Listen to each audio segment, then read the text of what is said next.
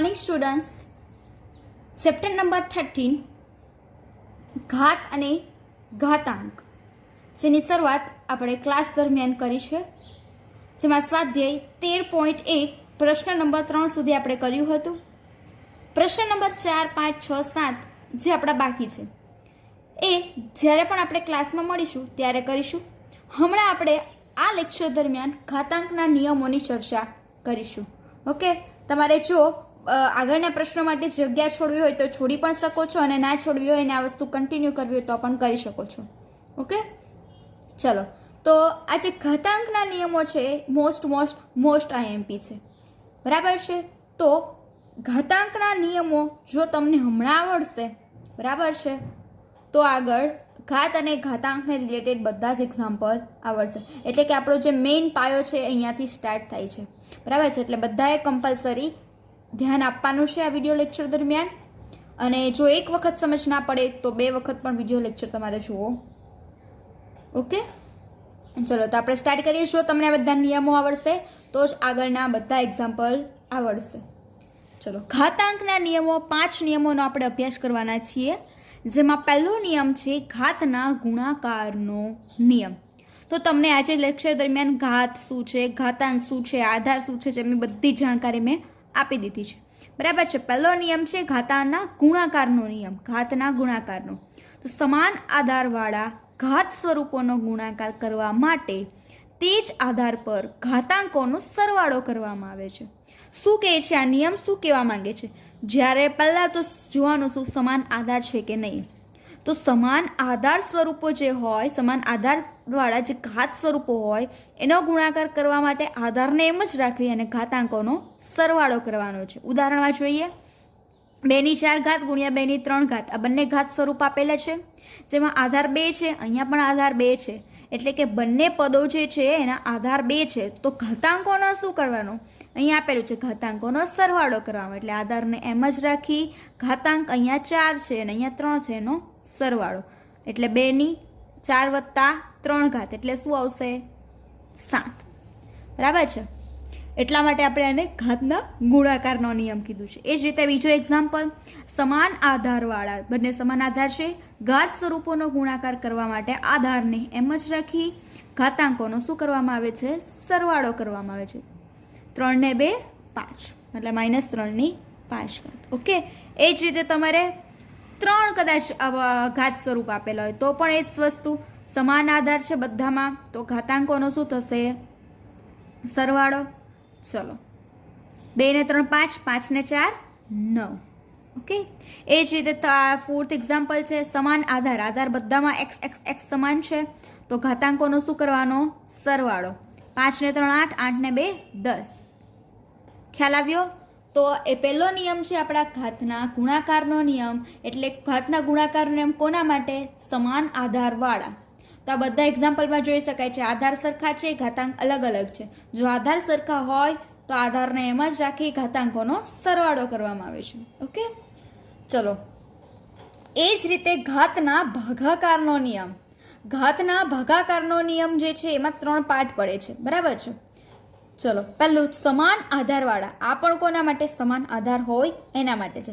સમાન આધારવાળા ઘાત સ્વરૂપોનો ભાગાકાર કરવા માટે તે જ આધાર પર ઘાતાંકોની બાદબાકી કરવામાં આવે છે, બરાબર છે। ઉપર જેવો જ સમાન આધારવાળા જે ઘાત સ્વરૂપો હોય એનો ગુણાકાર કરવો હોય તો ઘાતાંકોનો સરવાળો કરવામાં આવે છે, અને સમાન આધાર ધરાવતા ઘાત સ્વરૂપો હોય એને એનો ભાગાકાર કરવાનો હોય તો શું કરવાનો? આધારને એમ જ રાખી ઘાતાંકોની બાદબાકી કરવામાં આવે છે, બરાબર છે। અહીંયા તમને એક કોમન સ્વરૂપ આપેલું છે, 3 પાર્ટ કીધા, એમાંનો પહેલો પાર્ટ m > n તથા a ≠ 0, a ની m ઘાત, a ની n ઘાત, તો શું થશે? a = m - n, એટલે કે જે અંશમાં ઘાતાંક હોય એ ઘાતાંક છેદના ઘાતાંક કરતાં મોટી હોય તો આ a⁻m - 1। ઉદાહરણ દ્વારા સમજીએ, 3 ની 8 ઘાત, 3 ની 6 ઘાત। આપણો નિયમ શું કહે છે?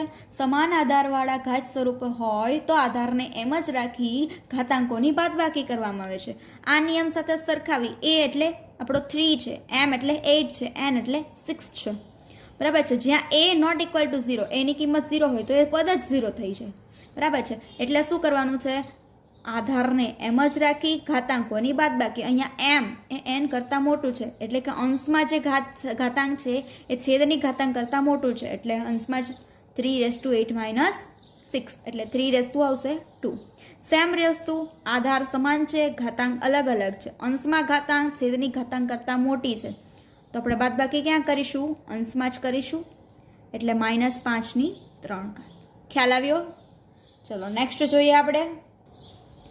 એ જ રીતે જો m n તથા a ≠ 0 હોય તો a ની m ઘાત a ની n ઘાત = 1/a⁻n - m. એટલે આ કયું? બીજો પાર્ટ છે.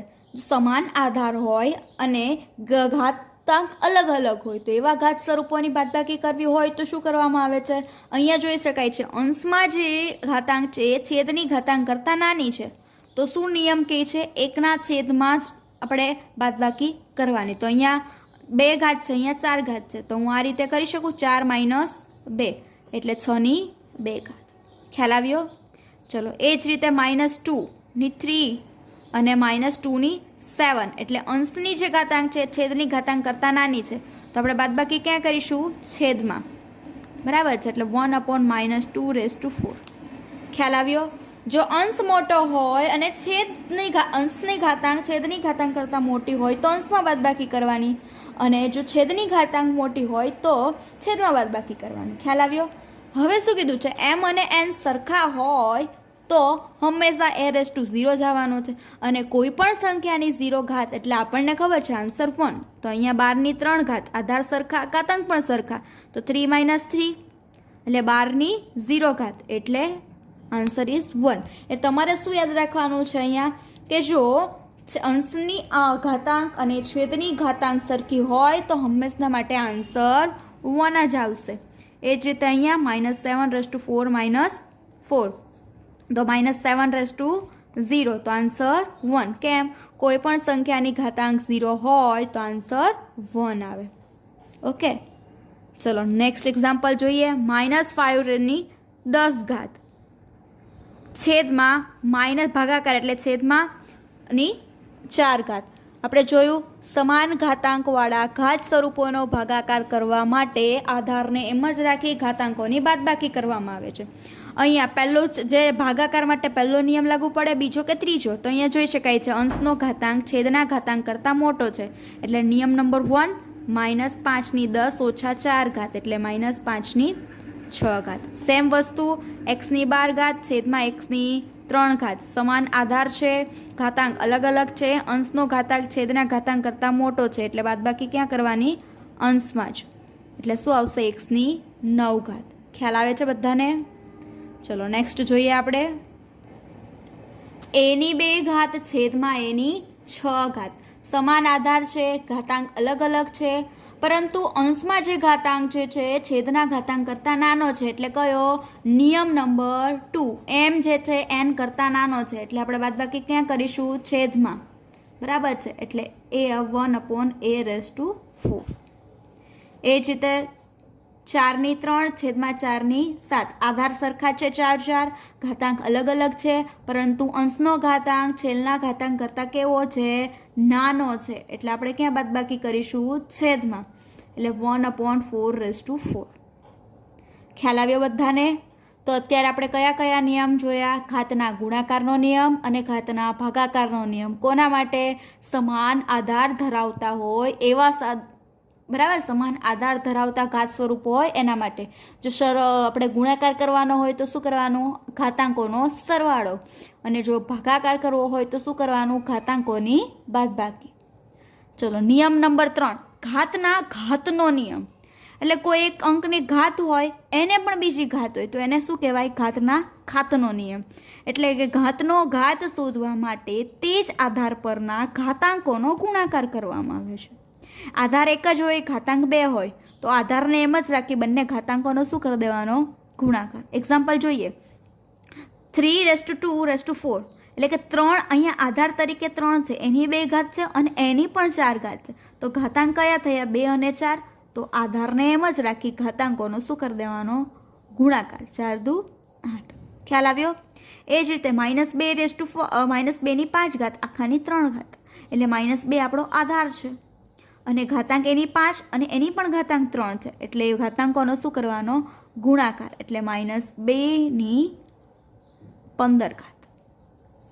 ખ્યાલ આવ્યો છે બધાને? ઘાતના ઘાતનો નિયમ એટલે કે ઘાતનો ઘાત શોધવા માટે તે જ આધાર પરના ઘાતાંકોનો ગુણાકાર કરવામાં આવે. ખ્યાલ આવ્યો? ચલો નેક્સ્ટ આપણે એક્ઝામ્પલ જોઈએ. અહીંયા પણ જોઈ શકાય છે આધાર 2 છે, એનો ઘાત 3 અને એની પણ ઘાત 3, એટલે આધારને એમ જ રાખી ઘાતાંકોનો ગુણાકાર. અહીંયા વચ્ચે ગુણાકારનું ચિહ્ન છે. આધારને એમ જ રાખી ઘાતાંકોનો ગુણાકાર. 3 દુ 6 ગુણ્યા 3 દુ 6. હવે જોઈ શકાય છે આધાર સરખા છે અને ઘાતાંક પણ સરખા છે. જો આધાર સરખા હોય અને ગુણાકાર કરવાનો હોય તો ઘાતાંકોનો શું કરવાનો? સરવાળો. નિયમ નંબર 1. 6 ને 2 12. બરાબર. એ જ રીતે ભાગાકાર છે, તો અહીંયા આધાર x છે, ઘાતનો ઘાત છે એટલે ગુણાકાર. બરાબર. બંને ઘાતાંકોનો શું કરવાનો? ગુણાકાર. ભાગ્યા અહીંયા x આધાર છે, એની ઘાત 3 છે, એની પણ ઘાત 2 છે, એટલે 3 ગુણ્યા 2. ખ્યાલ આવ્યા છે? 5 દુ 10 ભાગ્યા 3 દુ 6. એટલે અહીંયા જોઈ શકાય છે x ની 10 ઘાત છેદમાં x ની 6 ઘાત. એટલે કે બંને આધાર કેવા છે?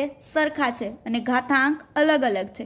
અંશનો ઘાતાંક છેદના ઘાતાંક કરતાં મોટો છે, એટલે નિયમ નંબર 1 10 ઓછા 6, તો x ની શું આવશે? 4 ઘાત. ખ્યાલ આવ્યો બધાને?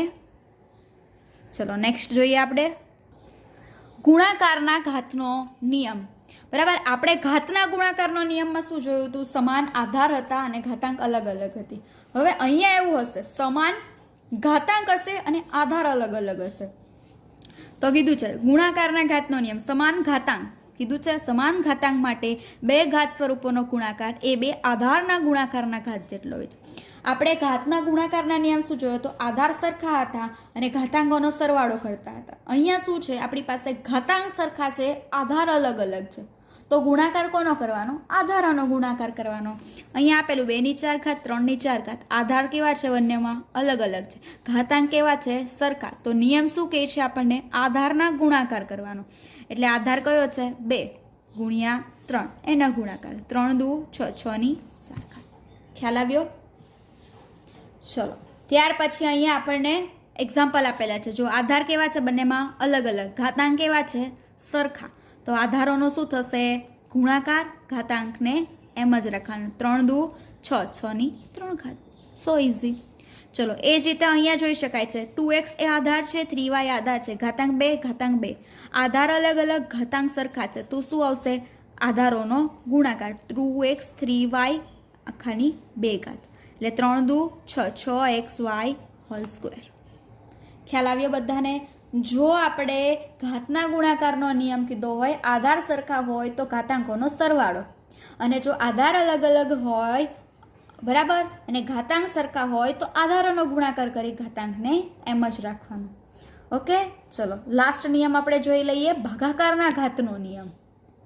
2 સંખ્યાઓના ઘાતનો ભાગાકાર એ 2 સંખ્યાઓના ભાગાકારના ઘાત જેટલો હોય છે. એટલે જો અહીંયા જોઈ શકાય છે 2 સંખ્યાઓના ઘાતનો ભાગાકાર મારે કરવાનો છે, તો તે 2 સંખ્યાઓના ભાગાકારના ઘાત જેટલો હોય. એટલે કે જો અહીંયા જોઈ શકાય છે ઘાતાંક કેવી છે? સરખી છે. આધાર કેવા છે? અલગ અલગ. બરાબર છે. તો હું આને આ રીતે લખીશ, તે 2 સંખ્યાના ભાગાકાર, એટલે 2 સંખ્યા કઈ છે? 2 અને 3. એ 2 સંખ્યાના ભાગાકારના ઘાત જેટલો હોય, એટલે આ આન્સર આવશે. ખ્યાલ આવ્યો બધાને? અહીંયા તમારું કોમન સ્વરૂપ આપેલું છે. ચાલો હવે એક એક્ઝામ્પલ જોઈએ. 8x³ / 27y³. તો આ 8 જે છે આ કયા ઘન માટે છે? અહીંયા જોઈ શકાય છે આ આધાર કેવા છે બંનેમાં? પહેલાં તો મારે આને ક્યુબ સ્વરૂપે લખવું પડશે, આને પણ ક્યુબ સ્વરૂપે. તો 8 એ કોનો ઘન છે? 2નો ઘન. બરાબર છે. એવી રીતે 27 કોનો ઘન છે? 3નો ઘન y³. તો હવે અંશમાં જ તમે જુઓ 2 અને x એ બંને કેવા છે? આધાર અલગ અલગ છે, ઘાતાંક સરખા છે. તો હું આ રીતે લખી શકું 2x³. અહીંયા પણ જોઈ શકાય છે આધાર કેવા છે? અલગ અલગ, ઘાતાંક કેવા છે? સરખા. તો હું આ રીતે લખી શકું આધારોનો ગુણાકાર અને ઘાતાંકને એમ જ. હવે અહીંયા અંશમાં અને છેદમાં તમે જોઈ શકાય છે કે આધાર 2x છે, છેદમાં આધાર 3y છે, ઘાતાંક 3 ઘાતાંક 3. તો આપણે હમણાં ભાગાકારના ઘાતનો નિયમ જોયો કે તે 2 સંખ્યાના ભાગાકારના ઘાત જેટલો હોય છે. તો 2x/3y હોલ ક્યુબ લખી શકું. ઓકે, ખ્યાલ આવ્યો? તો આજે પાંચે પાંચ નિયમો એ ખૂબ મોસ્ટ આઈએમપી છે. પહેલો નિયમ હતો આપણે ઘાતના ગુણાકારનો નિયમ, સમાન આધાર હોય તો ઘાતાંકોનો સરવાળો. બીજો નિયમ હતો ઘાતના ભાગાકારનો નિયમ, જો સમાન આધાર હોય તો ઘાતાંકોની બાદબાકી. બરાબર. ત્યાર પછી ત્રીજો નિયમ હતો ઘાતના ઘાતનો નિયમ, એટલે કે કોઈ પણ સંખ્યાના ઘાત, કોઈ પણ સંખ્યા હોય એની ઘાતની ઘાત આપેલી હોય તો ઘાતાંકોનો શું કરવામાં આવે છે? ગુણાકાર. ત્યાર પછી ગુણાકારના ઘાતનો નિયમ, એટલે કે સમાન ઘાતાંક ધરાવતા હોય તેવા બે ઘાત સ્વરૂપોનો ગુણાકાર કરવા માટે આધારોનો ગુણાકાર કરવામાં આવે. અને ભાગાકારના ઘાતનો નિયમ શું કહે છે? બે સંખ્યાઓના ઘાતનો ભાગાકાર એ સંખ્યા જે પોતે હોય એના ભાગાકારના ઘાત જેટલો હોય છે. ખ્યાલ આવ્યો? ચલો, તો આ પાંચે પાંચ નિયમો સારા અક્ષરે તમારી નોટબુકમાં લખવાના રહેશે અને આના રિલેટેડ જ એક્ઝામ્પલ આપણે સ્વાધ્યાય 13.2 જોઈશું. ઓકે, ચલો, તો આજનો લેક્ચર આપણે અહીંયા ઓવર કરીએ.